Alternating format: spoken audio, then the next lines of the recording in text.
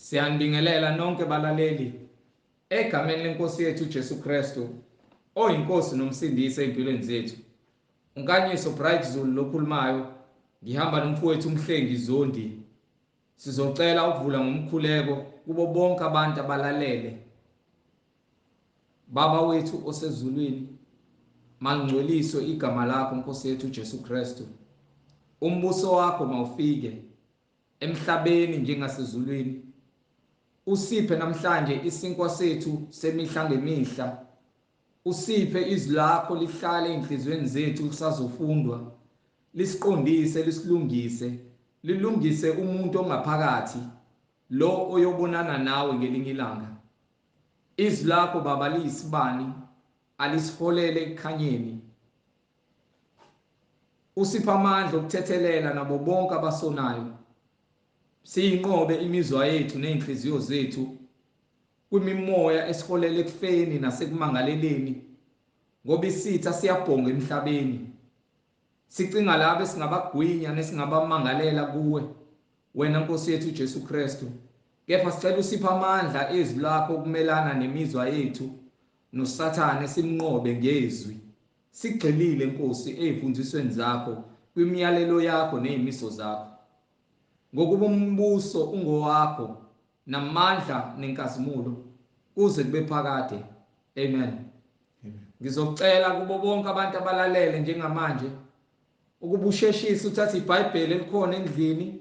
Inkosi mayivumile ithinta inhliziyo yakho njengamanje egameni lenkosi yethu Jesu Kristu, ukuze uzoba nokuqonda masivula imibhalo ukuba lokhu okushiwoyo, lokhu okufundwayo kuyikhona yini lokho okubonayo okubhalwe phansi. Sheshisa-ke uthathe iBhayibheli lakho ukuze uzoba nokuqonda. Mungenalo iBhayibheli, udownloade kwifoni yakho i-app yeBhayibheli ukuze sizohambisana sibe nokuqonda sonke. Njoba sengishilo-ke angihambi ngedwa, ngihamba nomfowethu umhlengi. Bingelela nondaba. Amen. Siyabingelela bazalwane ngegama nasegameni likaJesu Kristu, igama eliphakeme ekuyilona esilinikiwe ukuthi sisindiswe ngalo.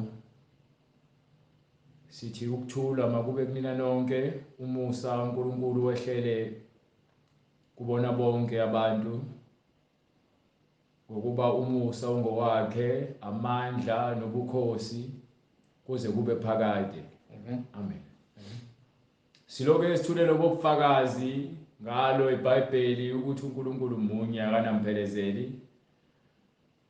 Lolu uhlelo izwi lenkosi uJesu Kristu. Sishumayela izwi lenkosi uJesu Kristu.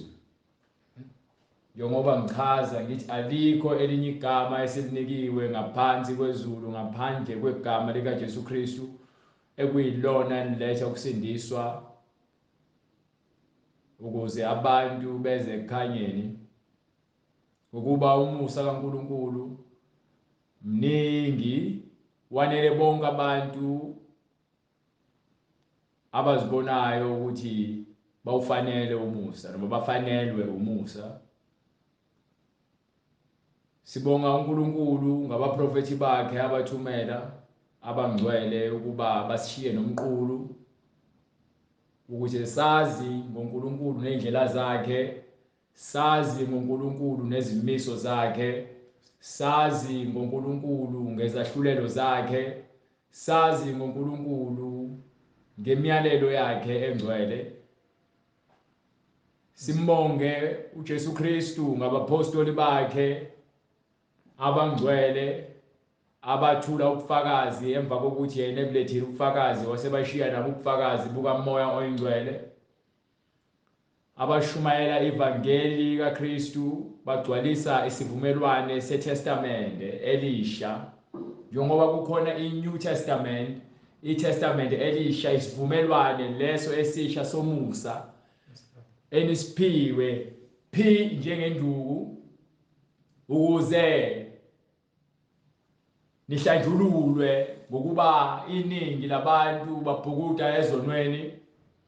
And njengoba sishumayela izwi lenkosi, sishumayela imibhalo ngendlela yabapostoli, sishumayela imibhalo ngendlela yemfundiso kaKristu, sishumayela imibhalo ngendlela uNkulunkulu afuna ngayo, ngokuba konke kuphansi thina esikhulumayo sithathela phansi embhalweni. Ingakho ke uma sithi siqala uhlelo sithi kuwe, woza neBhayibheli lakho ulivule mase sihlola imibhalo, ngokuba uJesu Kristu usho njalo uthi hlolani imibhalo ngokuba kuyo nithi ninokuphila okuphakade, and iyona imibhalo efakaza ngami.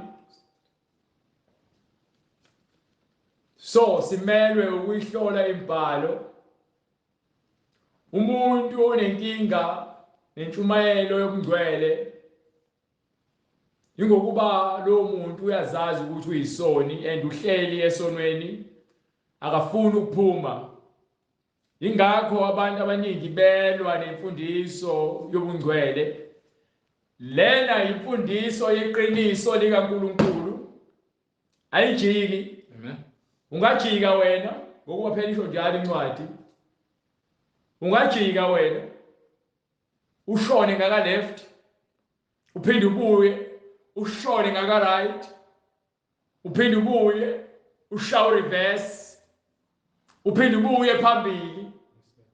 Iqiniso alishoni ngaka left, alishoni ngaka right, alihlehli, liqondile. Amen.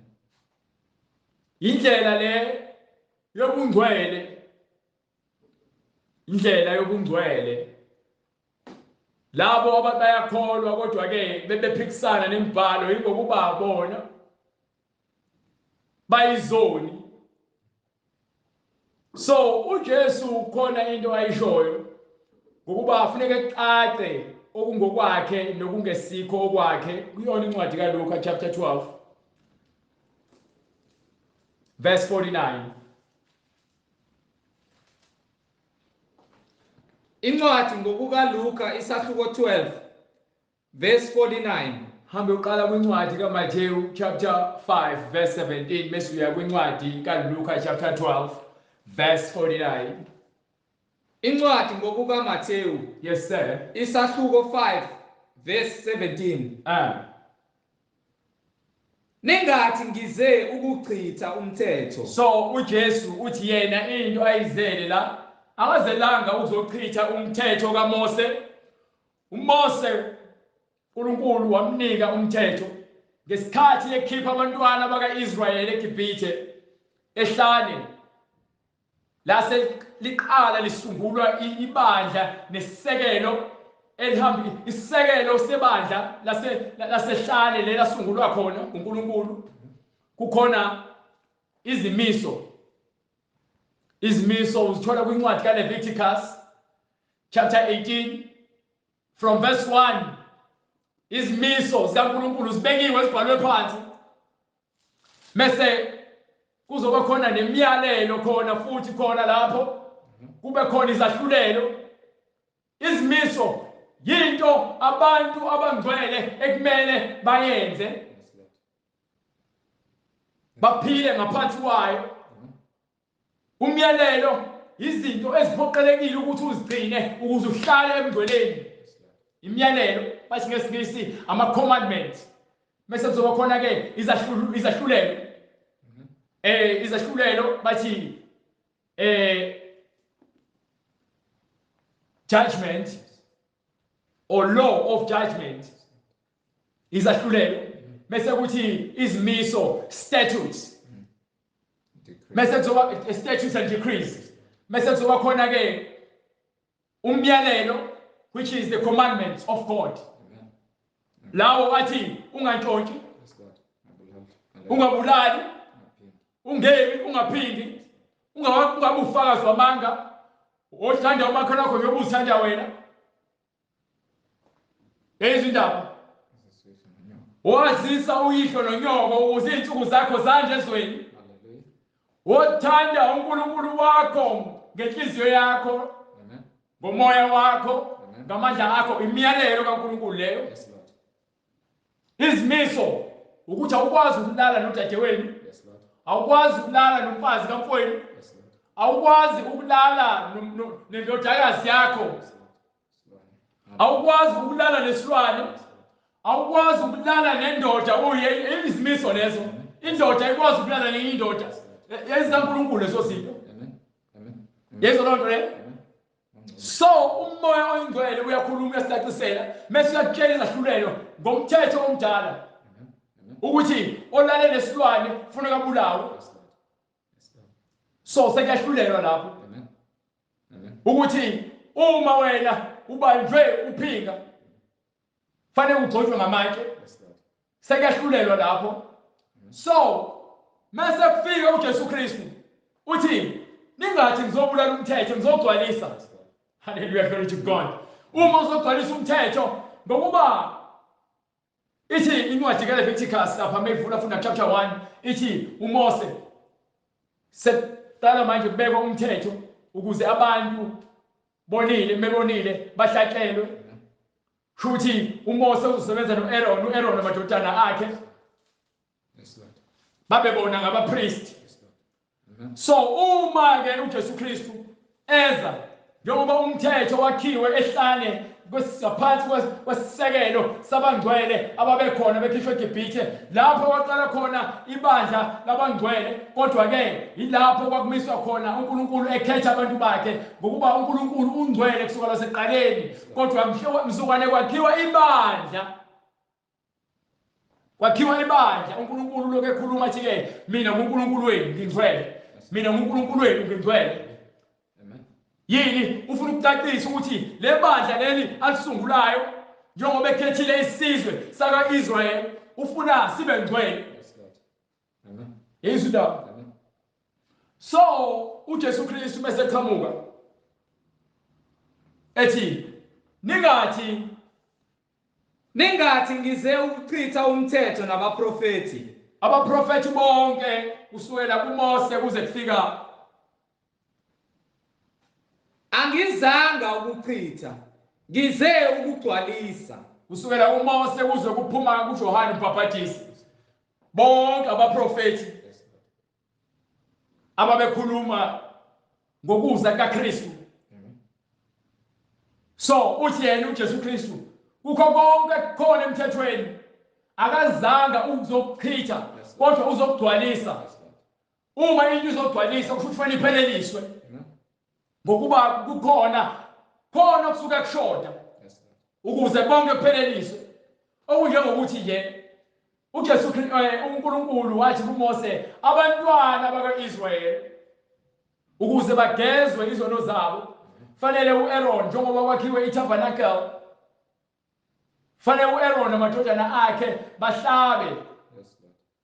Ngiphe incwadi kaLeviticus chapter 1 verse 1.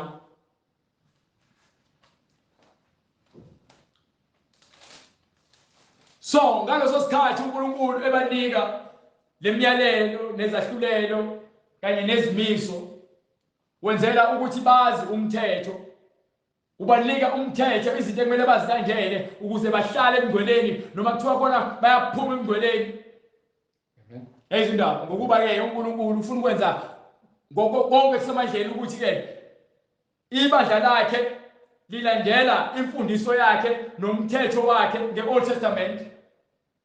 Amen. Yes sir. Incwadi yesithathu kaMose ethiwa uLeviticus. Yes sir. Isahluko sokuqala ivesi lokuqala. Yes sir. uJehova esethenteni lokuhlangana wambiza uMose wakhuluma kuye wathi, yisho kubantwana bakaIsrayeli uthi kubo, nxa umuntu wakini eletha umnikelo kuJehova, anonikela ngomnikelo wenu wezinkomo zemihlambi nowezimvu. Yayizindaba Old Testament. Yes, Lord. Umyalelo womthetho uma umuntu ezonikela unikela ngani? Anonikela ngomnikelo wenu wezinkomo zemihlambi nowezimvu. Awuhleshe kancane ngeke ngifuna sizwisise. uJehova esethendeni lokuhlangana wambiza uMose. Yes sir. wakhuluma kuye wathi, yisho kubantwana bakwa-Israyeli uthi kubo, nxa umuntu wakini eletha umnikelo kuJehova, uma imali ngifuna uyizwisise kahle, umnikelo uletha kubani? kuJehova, umnikelo abantu bakwa-Israyeli mebeletha umnikelo bawuletha kubani? kuJehova, bazoletha umnikelo wenkomo Amen. noma wezimvu, wezimvu. yes Lord, Uletha umnikelo kubani? kuJehova, Yesu indaba akukakobani indaba yamadlozi la, no, fundeka izibalwa ngoba ayikho. yes Lord, Yesu indaba. Amen. So uyabhekisisa lento ukuthi uNkulunkulu uthi umnikelo ngomthetho omdala, umnikelo owakhe. yes Lord, Umuntu ozonikela umhlabelo ozohlatshelwa uchithwa igazi Amen. lichithelwa egameni lakhe. Yes Lord, yes Lord, yes Lord, Ingakho ke umthetho kumele ugcwalise ngokuba ke ngeNew Testament indaba yokuchithwa kwegazi kwezilwane efuneka iphele. yes Lord, So uma ethi uJesu Kristu angizelanga ukuzochitha umthetho ngokuba ngokudala lalichithwa igazi, Amen. chithwa igazi lezilwane, Yes Lord, kodwa ke lokho kwakunganele uNkulunkulu ngokuba uze yakhala incwadi kaIsaya uthi iminikelo yenu Amen. ingcolile, Yes Lord, akakuneme ngeminikelo yethu.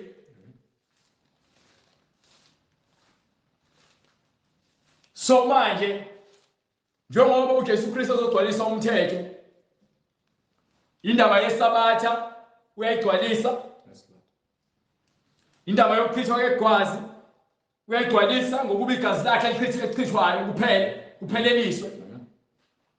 Amen. indaba yokugcina iphasika uyayigcwalisa iphele. Amen.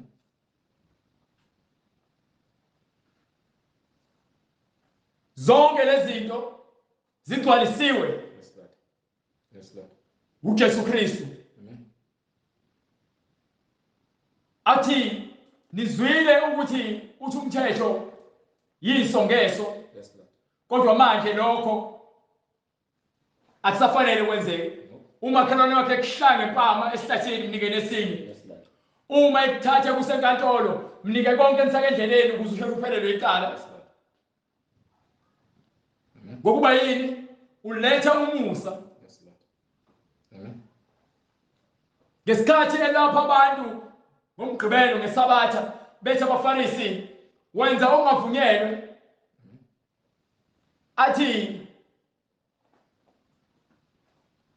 nina namaxoki uNkulunkulu wanika oyihlo umthetho wokuthi anosoka Amen. izingane zenu emva kweinsuku ezu-8. Yes Lord, Izingane zenu uma zizelwe nina ngesabatha niyazisoka. Amen. Uzogcwalisa lo mthetho wokusoka Yes Lord, ukuthi akusekho ukusokwa okwenyama, yes Lord, kuzosokwa ngenhliziyo. So nina niyazisoka izingane zenu ngomgqibelo ngesabatha. Futhi uma kukhona la kunina onempongolo ingena emgodini khona nongayiyeka ngomgqibelo yes Lord, bangamphenduli, alapho umuntu athi kulungile ukuthi wenze okuhle ngesabatha. Akashonga ukuthi ufebe udakwe uthakathe uhlabela amadlozi ngesabatha. Amen. Uvumelekile ukuthi wenze okuhle ngesabatha. Amen. Kuyini okuhle ngesabatha? Phina imiyalelo kaNkulunkulu. Yes Lord, Hlala emngcweleni ukuze wena ungaphambuki kwimfundiso kaNkulunkulu ugcine sewugcina isabatha uphambanisa izinto ngoba yena awunalo ulwazi. yes Lord, yes Lord, So manje uyasitshela ukuthi ke akazelanga ukuzobulala umthetho kodwa uzogcwalisa. Amen. Amen. Message ke ku chapter 12 kaLuka verse 49. Amen. Ngize ukuphonsa umlilo emhlabeni. So manje ulethe umlilo emhlabeni and uyafisa ngabe umlilo sowuphendliwe. Bengifunisisa kangakanani ukuba ngase ukokhelwe. Wayefuna ke ukuthi umlilo uqale emhlabeni ngokuba njengoba ezogcwalisa umthetho khona abantu abazowamukela umthetho ukugcwaliswa kwawo khona abantu abazonqaba baphike bamphike yena abafundisi abakhulu abapriesti abafarisi abasadusi abantu abanye babekhona abamshiya ngesikhathi ke ebatshela ukuthi abayeke ukusebenzela ukudla bajike endleleni baye ukumlandela ngoba ingabe bona izibonakaliso ezenze so manje uma elethe umlilo emhlabeni ulethele ukuthi kuzohlukana inhlongo nesithando ukuze kucace ekungabakhe nabakholwayo iqiniso ngokuba abaningi abanakho ukuqonda and bengenakho ukuqonda nje bakubambe umthetho kaMose ngendlela eronga ingakho beloke bemgolozela kwaseqaleni njengoba ithi incwadi wayazi konke ngoba incwadi kaJohane chapter 6 verse 64 or 65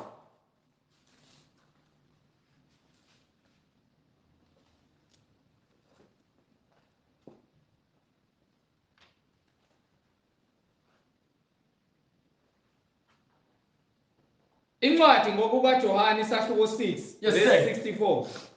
Kepha bakhona abanye phakathi kwenu abangakholwa ngokuba uJesu wazi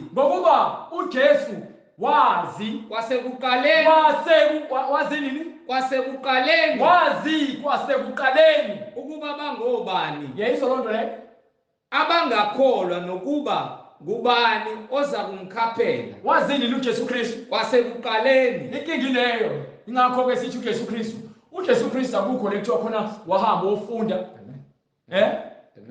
Jesu Kristu wathi na 12 years abazali bakhe bekhuphuke naye eJerusalema wasala ngemumva bathi sebehamba bephinde emumva lapho bevela khona bahamba insuku eziwu3 bengamboni uJesu Kristu babese bemfuna babuyele emumva eJerusalema bafike bamthola kwisinagoge na 12 years ekhuluma nabantu abadala abafundile ebabuza imibuzo bachazela izinto bemangala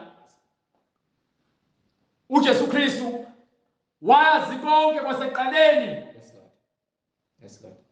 yini ilo moya lo kaNkulunkulu ke uNkulunkulu wazi konke wayazi kwaseqaleni akushongo ukuthi ke wazi ngoba nako mhlambe sekhulumile nabo ingakho kuthiwa ulizwi wayekhona eqaleni ulizwi bonke okukhona kwavela ngaye ngokuba yini umoya kaNkulunkulu uhleli kwindodana into enenza ninga-understand lokho ingokuba nibheke uJesu Kristu njengendodana kuphela anubheke umoya ohleli kuyena so uma usuzogcwalisa umthetho uNkulunkulu okhulumayo ngoba umthetho wakhe hallelujah glory to God uNkulunkulu ukuyindodana uzogcwalisa umthetho uma ekhuluma nabo lapho incwadi kaJohane ethi ke hallelujah kepha bakhona abanye phakathi kwenu abangakholwa baningi abantu abangakholwayo ngokuba uJesu wazi kwasekuqaleni ukuba bangobani abangakholwa ukusho lokwangeka kusho nje fomala ukusho ngobuyazi ukuthi ke lento ngiphethe abakholwanga uMoses ebakhipha eGibhithe beloke bephuma endleleni angithi uMoses wathi sebuye entabeni ebafica bedansela ithole bedlala bephuza bedakwa washisa ithole laba imvuthu wabaphuzisa lona emva kwaloko wayesethi ke labo abangakwenkosi abeze ngakumina kucace kwabhujiswa abantu abangako 3000 ngenxa yokuphuma endleleni sonke isizukulwane sesingakholwayo santanta 40 years ehlane wathi uNkulunkulu lesizukulwane ngeke size singene eKhanani kuleli zwe ngilithembisile yini babengakholwa benawo umthetho yeqiniso benayo imiyalelo bayiphula yini babengakholwa methi wazi kwaseqaleni ngokuba yini uJesu Kristu wazi konke. Yes, Lord. So ingakho ke esho lapha ethi ke angizelanga uzobhubhisa umthetho kepha ngizogcwalisa. Mesethi ke kwincwadi kaLuka chapter 12 verse 49 Ngize ukuphonsa umlilo emhlabeni. manje ngizophonsa umlilo emhlabeni. Bengifunisisa kangakanani ukuba ngase wokhelwe. Ngiyafisa lo mlilo engabe soqalile kusho uthi uNkulunkulu ekhuluma kwindodana ngoba indodana ngazo isikhathi akakobethele.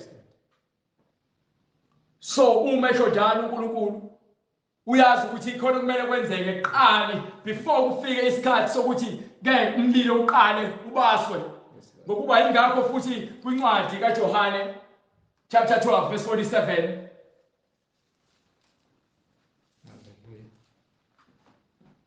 Incwadi ngokuka Johane isahluko 12 verse 47. yebo. Uma umuntu ezwa amazwi ami. So uma umuntu ezwa amazwi Ami. yebo Angawalondi. Loyo angimahluleli mina. lowo akahlulelwa indodana Ngokuba mina angizanga ukuba ngahlulele izwe. ngokuba indodana ayizelanga ukuzokwahlulela izwe Kepha ukuba ngisindise izwe. kodwa ke ngizele ukuzosindisa izwe. Ngizele ukuzosindisa ngilethe umlilo ukuze labo abalahlwayo balahlelwe emlilweni. Labo abasindiswayo beze nakumina ngokuba ngizelanga ukuzolahla izwe. Uma umuntu ezwa amazwi ami angawalondi. Yayizwa indaba lalelayo angizelanga ukuzobhubhisa umthetho ngizogcwalisa umthetho.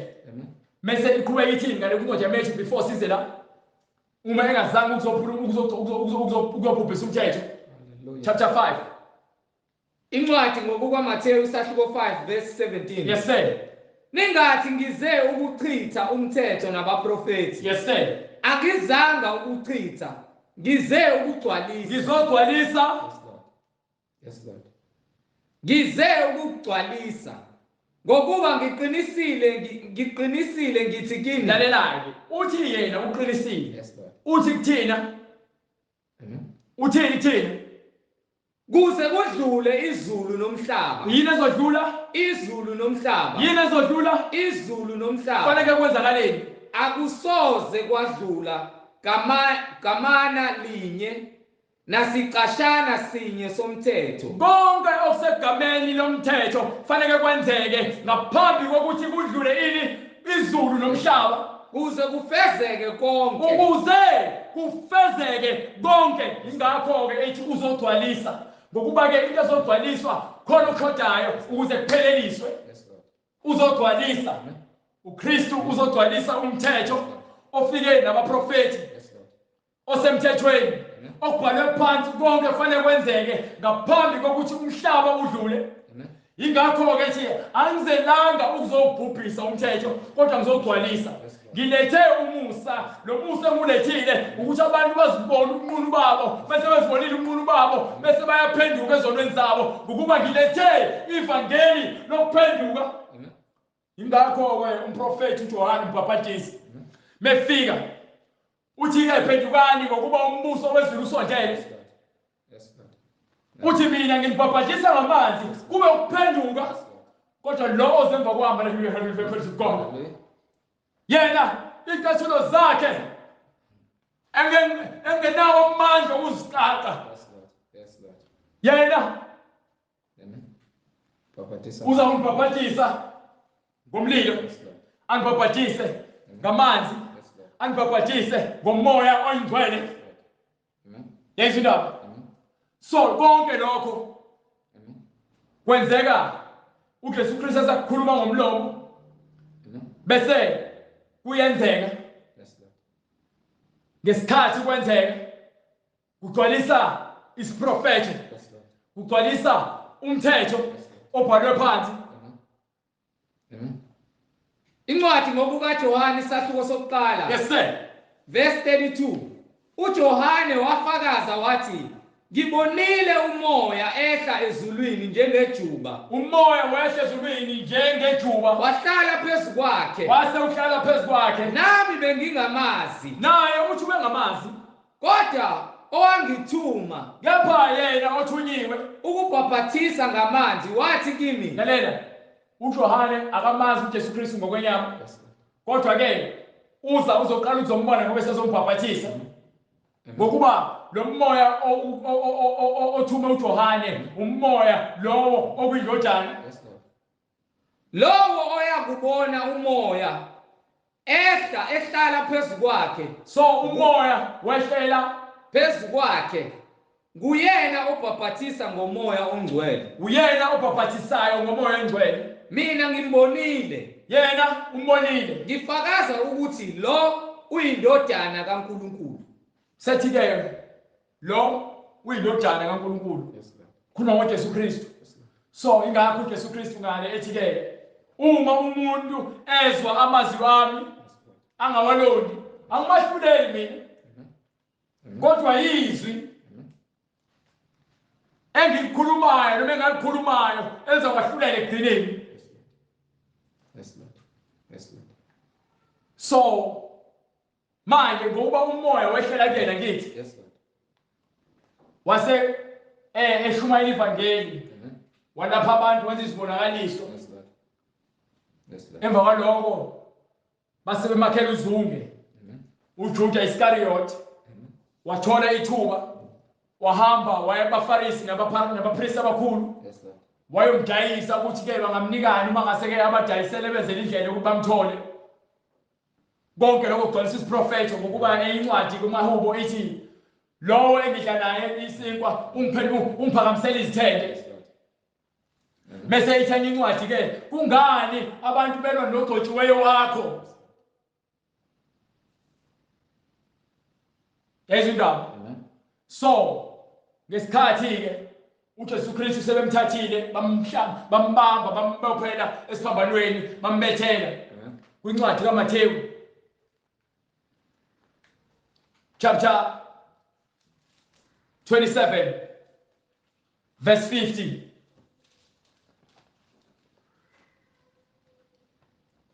Incwadi ngokuka Mathewu isahluko 27 Yes sir. verse 50. Yebo.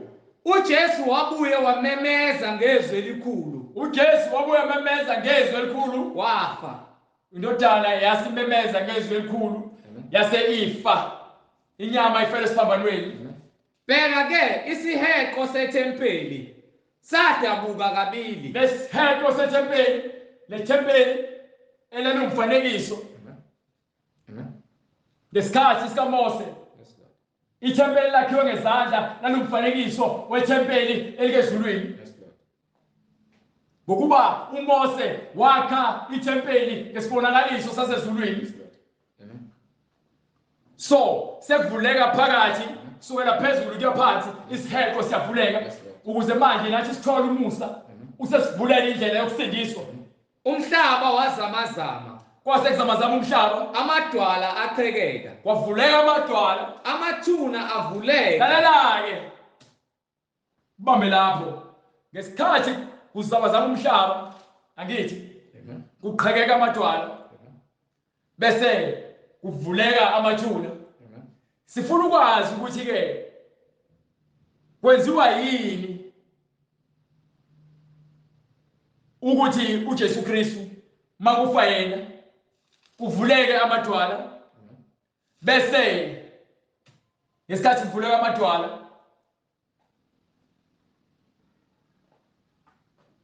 namathuna. Amen. Hambe kwincwadi yokuqala kaPetru.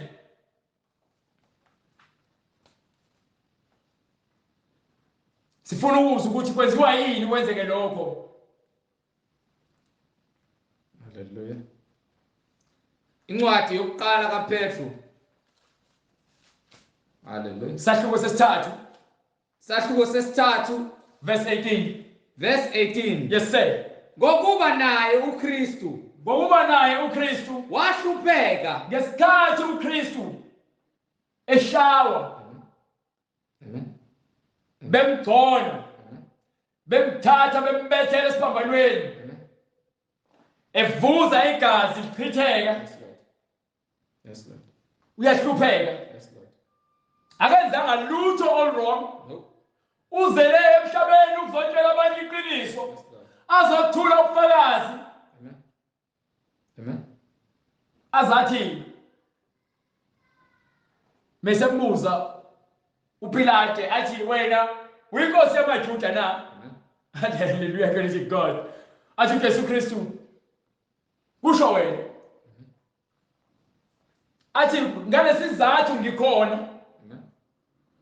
ukuzothula ubufakazi beqiniso Yes, Lord. athi uPilate iqiniso lana ngamphenduli ngokuba usezogcwalisa incwadi Amen. uzogcwalisa umthetho hallelujah praise God so manje uJesu Kristu zonke izinhlupheko wazithwala ezithwalela iqiniso Amen. Ngokuba naye uKristu wahlupheka wahlupheka uKristu kwaba kanye ngezono kwaba kanye ngezono olungileyo ngenxa yabangalungile leso abangalungile. nje ngishoyo Amen.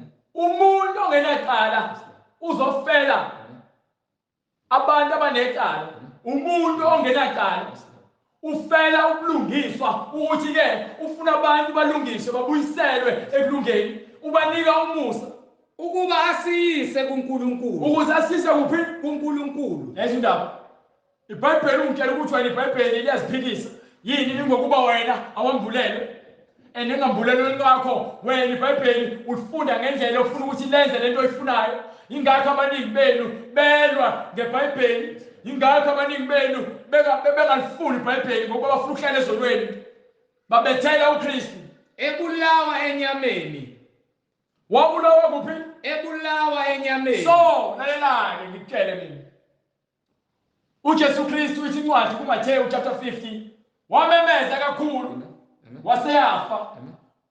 akuzange kumemeza umoya engcwele kwakhala inyama Kepha ephiliswa emoyeni. kwakhala inyama kwasekunyakaziswa umoya ingakho ngosuku lesithathu avuka Yes, Lord. you understand Amen. ngokuba uNkulunkulu wenza izibonakaliso Amen. lezi izibonakaliso bebefuna ukuzibona bebafuna ukubona ama-signs Amen. ingakho incwadi yaseKorinto yokuqala ithi ke amaJuda afuna ukubona izimpawu amaGriki afuna ukuletha ubuhlakani Yes, Lord. Yes, Lord. noma afuna ubuhlakani Amen. kodwa thina sishumayela uJesu Kristu ebetheliwe Yes, Lord. noma ebethelwa Yes, Lord. Amen. Amathuna avuleka. kwasevuleka amathuna lalela phinde ngale incwadi yakaPetru kwavuleka amathuna ngithi Yes, Lord. funda ngale incwadi yaPetru ukuthi ke ngesikhathi kuvuleka amathuna kuverse 19 wayaphi hallelujah glory to God angithi ithi incwadi kaPetru chapter 3 verse 19 Amen. Amen. Amen. Verse 20, verse 19. Ehamba ngawo ukushumayeza. awusheshe kancane Verse 18. Ngokuba naye uKristu wahlupheka kwaba kanye ngezono. yes sir Olungileyo ngenxa yabangalungile. Ukuba asiyise kuNkulunkulu. lalela uhamba uye kufeni Yes, Lord. ukuze alande thina Yes, Lord. asise kuphi kuNkulunkulu. ezindaba Ebulawa enyameni. kwabulawa inyama Kepha ephiliswa emoyeni. kodwa kwaphiliswa yini Emoyeni. yabona inyama yakho ikhohlakele uJesu Kristu uzobulala imisebenzi yenyama ingakho ethi ke ningaphuzi ningabhemi ningafebi ningantshontshe ningaqamba amanga ngokuba lo mzimba wakho uyithempeli kaNkulunkulu ithempeli laNkulunkulu fanele libe indawo engcwele so awukwazi ukuthatha ithempeli laNkulunkulu ulikhonzise izithixo awukwazi ukuthatha ithempeli laNkulunkulu ulikhonzise amadlozi awukwazi ukuthatha ithempeli laNkulunkulu ulikhonzise amadimoni awukwazi ukuthatha le thempeli laNkulunkulu ulifebise awukwazi ukuthatha le thempeli laNkulunkulu uliphingise awukwazi ukuthatha le thempeli laNkulunkulu uliqambise amanga awukwazi ukuthatha le thempeli kaNkulunkulu ulenze ufakazi wamanga awukwazi ukuthatha le thempeli kaNkulunkulu uthathe lona uhambe ufundisa ngale ivangeli ngekho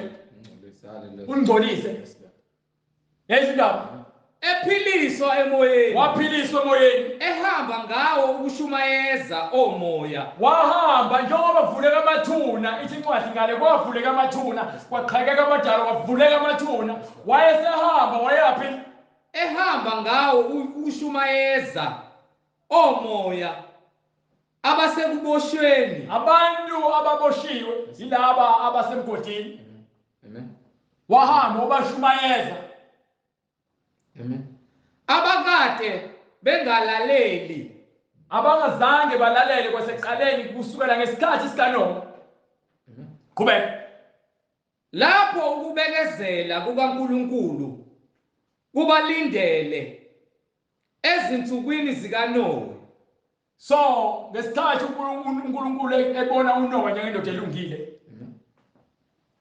wamenza wathi ke uNoah akashumayele washumayela ivangeli wathi akaphumkhumbi ukuze kusindiswe abantu kodwa bawu 8 abantu abasindiswa labo bonke labo bantu abafa befele esonweni ababephuza befeba bedakwa belalana belikelana emshadweni ngesikhathi sikaNoah umphefumulo lo owaphuma wavusa uKristu kaMoya Engcwele iwona lo wayemathuneni njengoba kuqhakeka amadwala isho njalo incwadi kaMathewu chapter 27 verse 50 to 51 bese ithi ke nangapha kwincwadi kaPetru njengoba ke wafa enyameni wavuswa emoyeni kwasekuvuleka amathuna washona phansi emathuneni mefika phansi emathuneni wahamba washumayela labo omoya abasekuboshweni azange azihamba washumayela enyameni no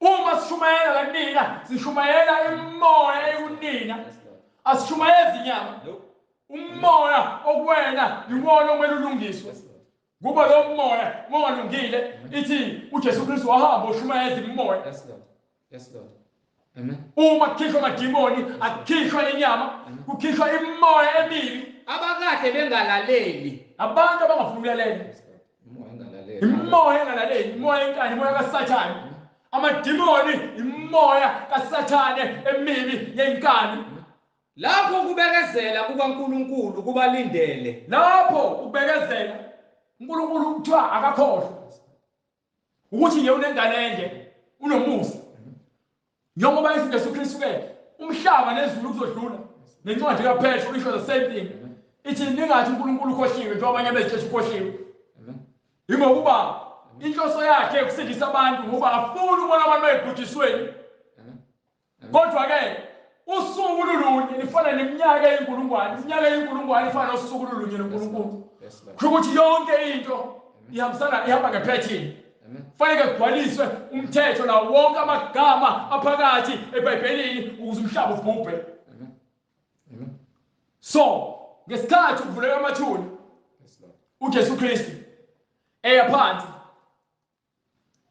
umoya uyoshumayela emva kwaloko ababoshiwe bahlala beboshiwe labo abafa bengcwele ithini incwadi ngabo amathuna avuleka kwavuleka amathuna incwadi ngokukaMathewu sahluko 27 verse 52 yes sir amathuna avuleka yes sir imizimba eminingi yabangcwele ababelele imizimba eminingi uma ngithi wavuswa abangcwele isho njalo incwadi ithi imizimba yabaningi ababelele abangcwele yavuswa haleluya baphuma emathuneni base bephuma kuphi emathuneni emva kokuvuka kwakhe base bephuma emathuneni emva abangcwele ngokuba imoya iboshiwe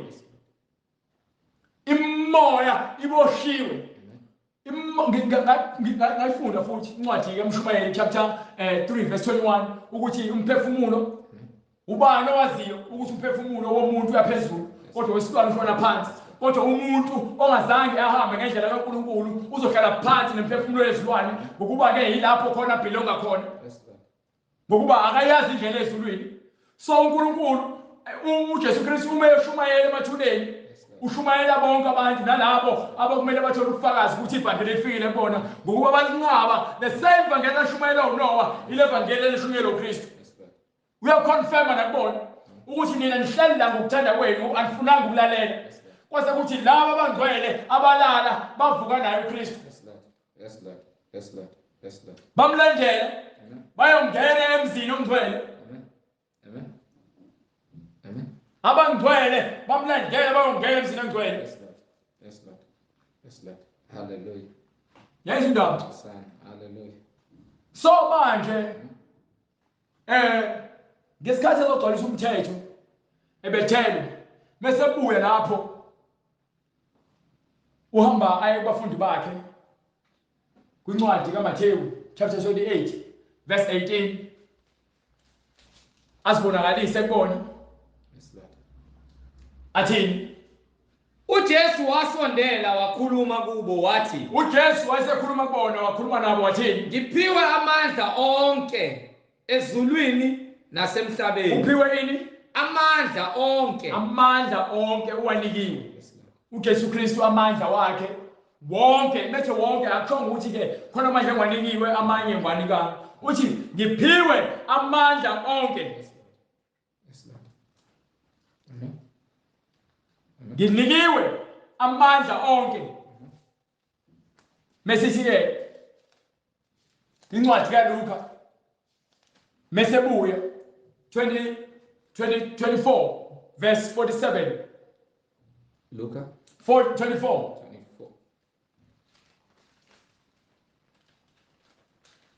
verse 27. Incwadi ngokaLuka isahluko sesine isahluko 24 verse 27 verse 47. verse 47.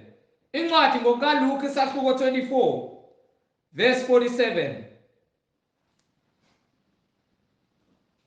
Kushunyayelwe egameni lakhe. Shesha. Verse 46. Wathi kubo kulotshiwe kanje ukuthi uza kuhlupheka uKristu avuke kwabafileyo ngosuku lwesithathu. Kubhaliwe lokhu ukuthi uKristu uza kuhlupheka bese avuke ngosuku lwesithathu. Kushunyayelwe egameni lakhe ukuphenduka. Yini eshunyelwayo? Ukuphenduka. Into eshunyelwa egameni likaKristu ukuphenduka.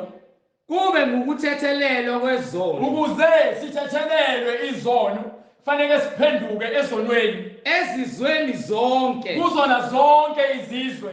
Kuqalwe eJerusalem. Kodwa ke kufanele kuqale kuphi? eJerusalem. You understand? So manje emva kokuthi sebanikile umyalelo kwincwadi yezenzo yokuqala, Nina ningofakazi balezi zinto. ukhuluma nofakazi balezi zinto abazibonile ababehamba naye awuyibona abalindele isiphiwo sikaMoya Ngcwele. Ngifuna incwadi yezenzo isahluko 1 from verse 9. Incwadi yezenzo isahluko sokuqala verse 9. Kwathi eseshilo lokho wakhushulwa bebuka. Angitsho izindaba usekhulumile nabo uJesu Kristu incwadi yezenzo sebemkhaphile entabeni. Wayesekhuluma nabo wayesenza njani? Wakhushulwa bebuka. Wayapi? Ifu lamsusa emehlweni abo. Wathatha uJesu Kristu wakhushulwa wayezulwini. So uma esekhuphukile mase ithi incwadi kwincwadi yezenzo njengoba ebathembisile isiphiwo sikaMoya Ngcwele ukuthi abahlale eJerusalem. Mase ke kwincwadi yezenzo isahluko sesibili from verse 1 mase kuyavezwa ngesikhathi behlangene ngosuku lePentecost. Ngesikhathi behlangene ngosuku lePentecost behlangene bemoya munye.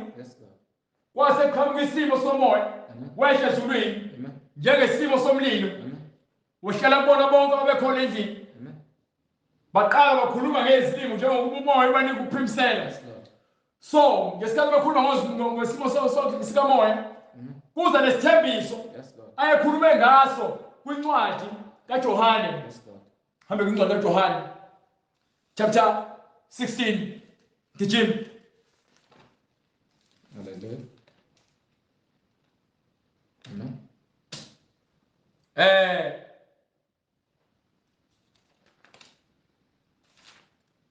Ngiphe chapter 15 starting from verse 36. Incwadi ngokukaJohane isahluko 15 Yes sir. verse 26. 15:26 yes sir. Nxa esefikile umduduzi So umduduzi uthi uyakufika. engiya kumthumela kini evela kuBaba. Ayisho indaba uthini? Lo mduduzi kwincwadi yezenzo isahloko sesibili uyathunyelwa. Uthini la? Nxa esefikile umduduzi engiya kumthumela kini evela kuBaba, umoya weqiniso. Umoya wani? Weqiniso ophuma kuBaba. Sikhuluma ngomoya weqiniso lo okumele uhlale kubantu abangcwele. Umuntu ongcwele ongeke azazilandulele ngakho konke ukungcola kwakhe ngoba unomoya weqiniso. Uma uphikisana nento eBhayibhelini ngokuba wena ufuna ukwenza ukufihla inkanuko zakho wenze konke ukungcola kwenyama. Wena umoya wengcwele nomoya weqiniso awukho kwena. Ngoba yini?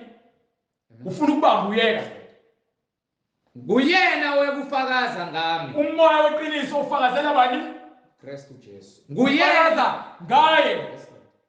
Yes Lord. Why fakaza ngaye? Nani niyafakaza ngokuba beninami kwasekuqaleni. Nabo bayakufakaza ngokuba bebenaye kusukela ekuqaleni. Uthi aningikhethanga nina, imina onikhethile. Inhloso ukuthi nibe ofakazi. Ingakho kwincwadi kaLuka ethi nina ningofakazi balezi zinto. Ngokuba kubhaliwe ngami embhalweni. So ingakho incwadi ithi ke hlolani imbhalo. Ngokuba kuyona ninokuphila okuphakade. Iyona efakaza ngoJesu Kristu. You understand?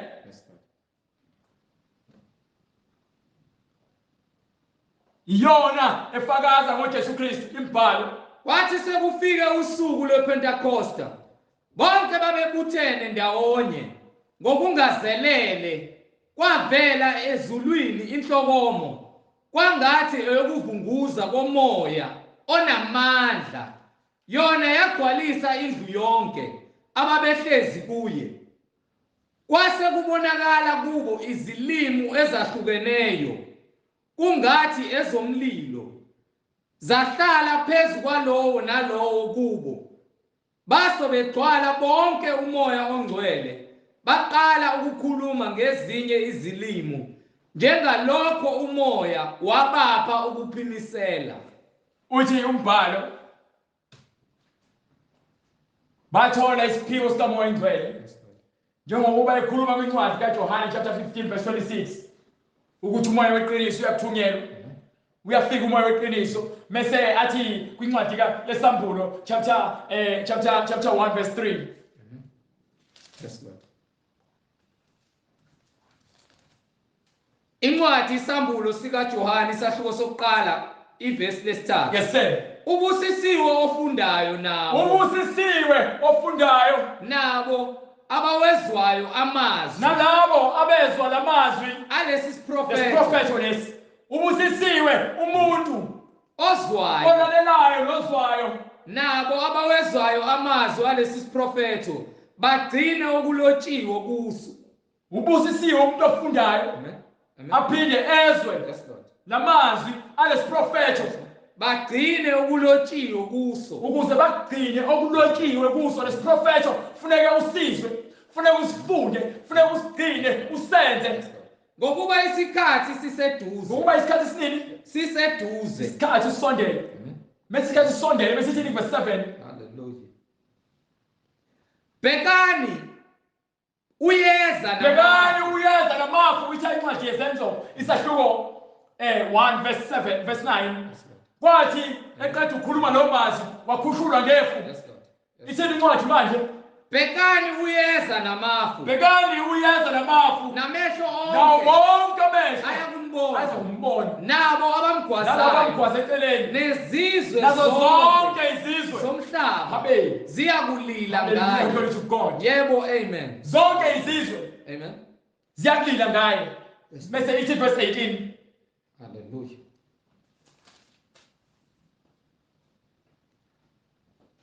Nophilayo nophilayo ngangifile. uthi mina ngingophilayo ngangifile Bheka sengingophilayo. manje ngingophilayo Kuze kube phakade. Kube phakade naphakade. kuze kube phakade naphakade Futhi ngenezihluthulelo zokufa ngiphethe izahluthulelo zokufa nehayidesi. ngehayidise Amen. uJesu Kristu esikhuluma ngaye Yes, Lord. uNkulunkulu esikhuluma ngaye Yes, Lord. you understand so lezi zinto lezi zonke kufanele zigcwaliswe sikhuluma ngezinto ekumele zigcwaliswe zonke lezi zinto kufanele zigcwaliswe ukuze ke kungabi khona nelodwa igama elikhona emthethweni liyakudlula ngaphambi kokuthi konke kwenzeke lonke igama elikhona emthethweni nesiprofetho fanele lenzeke ukuze kufike isiphetho ngokuba umhlaba nezulu kuza kudlula. Do you understand? Yes, Lord. Uthi yena unguye owayefile Yes, Lord. ophilayo Yes, Lord. ophila phakade yena uphethe izahluthulelo Amen. zasehayidise Yes, Lord. ngokuba bonke abangafuni ukuzwa izahluthulelo zikuyena. Amen. Ingakho ekhuluma nabo kwincwadi kaJohane ngijima incwadi kaJohane chapter 20 Hallelujah. Incwadi ngokukaJohane isahluko 20 verse 23 verse 23. Enibathethelela izono zabo la ukhuluma namapostoli bakhe ukuthi labo enibathethelela izono zabo bathethelelwe nabo baxolelwe nenibabambela ngazo nalabo ababoshiwe babanjiwe. nabo babanjiwe mawubanjwe emhlabeni ubanjwe ezulwini mawukhululwe emhlabeni ukhululwe ezulwini ngokuba akuyona impi yenyama le kusho njalo uPostoli Paul athi asilwi impi yenyama izikhali zethu akuzona ezenyama asiphathi ibhamu siphathi ivangeli liyinkemba liyisando lumlilo limbazo. Amen. Amen. Yes, Lord. Asilwi impi yenyama Yes, Lord. silo impi kamoya Yes, Lord. sifuna ukukhulula imoya yenu eboshiwe Yes, Lord. ngamaketanga obumnyama Amen. ngokuba uma uboshiwe ungafuni ukukhululwa uyazahlulela wena njengoba eshilo ethi angizelanga ukuzokwahlulela izwe kodwa uzosindisa. Uma umuntu ezwa amazwi ami engawalondi lo ngumahluleli mina kodwa yize engalikhulumayo liyakwahlulela ekugcineni izwi. Yes, Lord. Yes, Lord. You understand? Amen. Amen. Incwadi isambulo isahluko sesibili verse 16.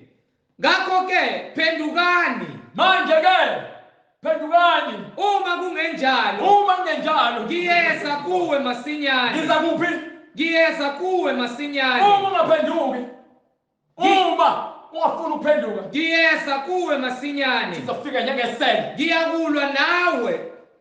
Ngiyakulwa nabo ngenkemba yomlomo wami. Yazi indaba izwi haleluya uthi uzolwa nabo ngani Ngenkemba yomlomo wami. izwi ilonke ngumahluleli egcineni zokwahlulela izwi hayi umshezi. Ithi incwadi kwase kuvulwa zonke izincwadi zavulwa izincwadi kwase kuvulwa nenye incwadi yokuphila kwase kuvuswa abafileyo nabasehayidise ngaphambi kwesitalo sobukhosi ukhona abancane ukhona abakhulu akukhethelekile. Ingakho simkhuza sithi-ke fundisani iy'ngane zenu ngoNkulunkulu kube yizona ezomncaba ngokuba incwadi isho njalo ithi qeqesha ingane endleleni ekufanele ikhulu ibe yiyo. Onezindlebe makezwe lokho akushoyo umoya emabandleni. Lo onezindlebe Yes, Lord. makalalele azwisisise ukuthi thina umoya emabandleni Amen. ngoba isikhathi asisiningi. Yes, Lord. Isikhathi asisiningi. Yes, Lord. Yes, Lord. So igazi lichithiwe wafela thina ukuze sisindiswe njengoba efele thina ukuze sisindiswe sahlulelwa yizwi njengoba nasekuqaleni wayekhona ulizwi Yes, Lord. Yes, uthi yena Amen. ungokhona owayekhona ozayo uyeza ngefu Yes, Lord. wonke amehlo azombona Amen. athi phendukani ngoba uma ungaphenduki ngeza ngizolwa nawe ngenkemba yomlomo Yes, Lord. Yes, Lord. izwi Yes, Lord. yilona ezobahlulela Yes, Lord. hayi umhlengi Yes, Lord. ungabheki mina Amen. onezindlebe makezwe lokho akushoyo umoya emabandleni. lona zindlebe makezwe Yes, Lord. iBhayibheli liqondile Amen. ngokuba insimbi ilola insimbi insimbi ilola insimbi Yes, Lord. thina sifana nabantu abasetshenzisiwe ukuze nazi iqiniso so umuntu olamukelayo iqiniso sifana nensimbi elola insimbi ngezwi kodwa ke uma ungukhuni uyaphela uma ushwa izwi uyaphela liyaqeda izwi uma likufika njengoba lifana nomlilo uma lifika isono liyakushisa lishisa isono Amen. lihambule Yes, Lord. ligcobe ngomoya engcwele ukuze wena usale uyilento uNkulunkulu ayifunayo Amen. uma lifika isono enhlizweni yakho sinenkani enza uJohane asinike izembe Yes, Lord. sishaye phansi isono sishaye phansi ebhandeni Yes, Lord. sikhiphe yonke lemisebenzi engasile Amen. uma kuthi inhliziyo yakho iqinile ifana netshe asinike isando Yes, Lord. sithathe izwi siphahlaze emagabathe namatshe agcwele enhliziyweni yakho enza inhliziyo yakho ibe likhuni uma ukuthi isono sibambelele enyameni siza nenkemba hallelujah glory to God you understand Yes, Lord. sishaya nenkemba hlukanisa inyama nemphefumulo yonqamuka ithambo Amen. ngezwi Yes, Lord. elingumahluleli wayesathini uPetro Phendukani wathi uPetro uphendukani ilowo nalowo abhaphathizwe yilowo nalowo abhaphathiswe egameni likaJesu Kristu. yenzo loo nto leyo uthe uJesu Kristu ungalephenduka Yes, Lord. athi uJohane phenduka Yes, Lord. uthi uPetro phenduka Yes, Lord. uzomtshela ukuthini Amen. wayebhayibheli lithi phenduka wayengafuna ukuphenduka Amen. Amen. wayengafuna ukuphenduka haleluya ngizikho haleluya haleluya Hallelujah. haleluya haleluya Hallelujah. yenzo loo nto leyo phendukani Amen. ayikho into ozoyenza futhi kukele mina Amen. angeke awenzeli umhlengi Amen. awenzeli umhlengi uzenzela wena Phendukani awenzeli uJesu Kristu uJesu Kristu ukwenzelile umusa Yes, Lord. ukuthi wena usindiswe and umyalelo munye phenduka Yes, Lord. ungaphenduki uzobhubha Amen. Sindisa. sindiseni Hallelujah. kulesizukulwane lesiphambeneyo Yes, Lord. phendukani yilowo nalowo abhaphathiswe egameni likaJesu Kristu Yes, Lord. kukho ukuthethelela kwezono zenu ukuze uthathelela izono zakho ufuna uphenduke awukwazi ukuthi uzothi-ke wena uphila ngaphansi komusa izono zakho uJesu Kristu wakufela usenasono unamanga ubuphile esonweni esikhohlakali Yes, Lord. angeke kwenzeke lokho phendukani ngeke iBhayibheli libelesele ukuphendukani ingenaso isono kuthi iBhayibheli lisilima wena uhlakaniphile Yes, Lord. Hallelujah. isilima isibula wena Yes, Lord. ukuba-ke uhlele esonweni utshela ukuthi ukleva Amen. kodwa-ke isiphetho izwi umanqoba Yes, Lord. izwi Amen. engalikhulumayo Yes, Lord. ilona lekwahlulela Yes, Lord.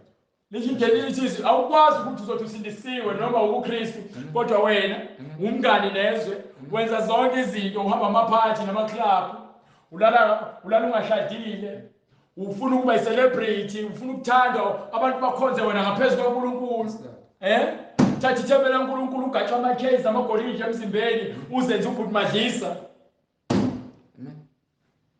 Amen. geza ngomzimba ulala nabanye abafana umfana uyacabanga nje ukubukela indoda enezandla eziqinile njengawo nezithende eziqinile nesilevu esihwayayo esinentsheyo uyayibamba uyikhuluma amagama angasile phendukani phendukani you understand Hallelujah. uyacabanga nje umzimba ithempeli likaNkulunkulu soliphenduleke ikhaya likatshwala umzimba wakho sowuze washintsha ngisho indlela oyiyona Amen.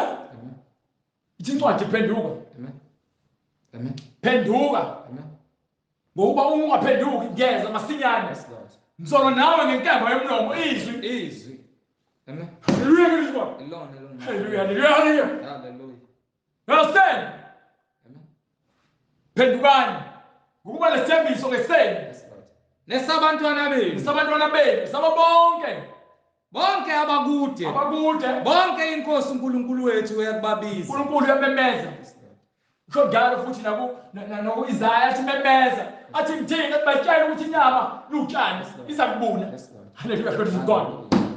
Hallelujah. Umphefumulo wakho uma uthi awunakekeli. Nethempeli lakho uma uthi awunakekeli. Senkingeni. Yes, Lord. Phenduka. Zisindiseni kulesizukulwane. Sindiseni kulesizukulwane esiphambeneyo. Zisindiseni kulesizukulwane esiphambeneyo. Awunayo indlela ukusindiswa nje kuphela. Isizukulwane esiphambene lesi. Uyazibonela nawe. Yes, Lord. Uskiphile izisu. Usane chance ukuthi manje wena uphenduke. Amen. Untshontshini. Wena abahluleli noma wena mmeli, ummele ezigebengu ezibulala abantu uyazimela ukuthi ke kuthiwe azibulalanga nawe usecaleni. Ngokuba nahlulela ngendlela engalungile. Yes, Lord. Understand? Wena phoyisa ukwazisa abantu wena uyisigebengu. Amen. Sigebengu. Phendukani. Yes, Lord. Akwekho ongafuna ngaphenduki. Yes, Lord. Umthetho wezaphula umthetho. Yes, Lord. Uma uphula umthetho kaNkulunkulu wenza konke ongasini. Yes, Lord. So, uma ufuna ukuphenduka noma usuphenduka ufuna ubhaphathiswa siyayishiya imininingwane ukuze wena usindiswe. Amen. Siyabonga ngezwi laNkulunkulu sisizwe lomkhuleko. Yes, Lord. Baba, egameni lenkosi yethu Jesu Kristu, siyalibonga izwi lakho Nkosi yethu ngoba izwi lakho linamandla, liphilile, liwubufakazi obunesiqiniseko. Letha ukuqonda Nkosi kubo bonke laba abalizwayo izwi lakho njengamanje beze kuphendukeni. Basithathe isinqumo Nkosi ngoba sebelizwile bahlabeke enhlizweni zabo. Bathatha isinqumo Nkosi sokuthi bakufune ukubhaphathiswa. Ngoba embhaphathisweni bazoba ngamadodana namadodakazi akho Baba wethu sezulwini. Ligcineke izwi lakho selihleze enhlizweni zabo baze bangene emanzini Nkosi egameni lenkosi yethu Jesu Kristu oyinkosi nomsindisi okuyena ongumqali nomphelelisi. Yena owadala izulu nomhlaba wahlukanisa amanzi. Wabheza konke eyedwa Nkosi ungasizwanga muntu kodwa wawuwedwa nomuntu lo udalwe nguwe ngezandla zakho. Izwi lakho ke Nkosi alisebenze enhlizweni zethu lisigcine manje kuze kube phakade. Amen. Amen. Inamba bazalwane soyishiya sheshisa uthatha ipeni siyishiya yonke imininingwane. Ngizoqala ngenamba kubo bonke abafuna ukubhaphathiswa nabanemibuzo abafuna ukuba nokuqonda ngizoyishiya email address ukuze ukwazi uku-emaila sixhumane ube nokuqonda kuyo yonke imibuzo yakho nayo uthole ukuphenduleka. Inamba ithi 066 566 9245. Ngizoyiphinda inamba ithi 066 566 9245. Ngilandelise nge-email address izwilenkosi.ujesukristu@gmail.com. Ngiphinde izwilenkosi.ujesukristu@gmail.com. Intshumayelo ziyatholakala futhi zonke ngokuphelele kwazo ku-YouTube. Uzokwazi ukuthi usubscribe nokuthi uyilalele uthumele nakwabanye obaziyo othandayo ukuthi bezwe le ntshumayelo ebaholela ekuphileni nasekukhanyeni. Inkosi mayithinta inhliziyo yakho nawe usuba nokuqonda uwazi kahle ukuthi hayi awuhambi ngendlela okuyiyona noma khona abantu ekumele bayizwe le ntshumayelo uyithumele kubona. Ipage ku-YouTube uthi izwi lenkosi uJesu Kristu. Ngizophinda ku-YouTube uma usubscribe uthi izwi lenkosi uJesu Kristu uzobe usuyithola intshumayelo inkosi imivumile yayithinta inhliziyo yakho. Siyatholakala ke na ku-Instagram. Ku-Instagram intshumayelo uthi musubscribe uthi izwi lenkosi uJesu Kristu. Ku-Instagram uzobe usukwazi ukusenda ama-DM sikwazi ukuxhumana ucommente la kumele ucommente khona. Inkosi mayithintile inhliziyo yakho uthi izwi lenkosi uJesu Kristu. uJesu Kristu uyinkosi nomsindisi umqali nomphelelisi weimpilo zethu manje kuze kube phakade. Amen. Amen. Sibonge bazalwane umusa wenkosi nothando. Siphinde futhi sikwazi ukuthi sibonane sikhuleke sihlale emkhulekweni sibonane ngokuzayo uma inkosi ivumile.